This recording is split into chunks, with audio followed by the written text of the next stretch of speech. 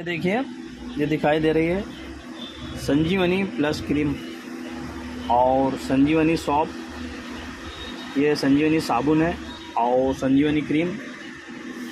ये fungal infection से लेकर आपको किसी भी दराद हो, चाहे नई दराद हो, पुरानी दराद हो, या शरीर में खुजली आती हो, पिंपल्स वगैरह हो, या चर्म रोग संबंधित कोई भी समस्या हो, तो आप इन दोनों चीज़ों को इस्तेमाल कर सकते हैं।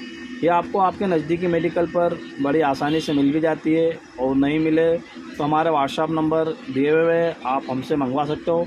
हम इसे होम डिलीवरी सुविधा भी देते हैं। आप चाहो तो हमारे व्हाट्सएप नंबर से संपर्क करके मंगवा सकते हो। इसके रिज़ल्ट 100% आते हैं। जो लोग पुराने समय से किसी भी प्रकार के चर्म रोग में मुब्तला है, तो वो लोग संजीवनी क्रीम एक बार ज़रूर इस्तेमाल कीजिए और देखिए इसके फ़ायदे होते हैं। आप इसे इस्तेमाल कीजिए और आपको फ़ायदा हो जाए तो दूसरों को बताइए।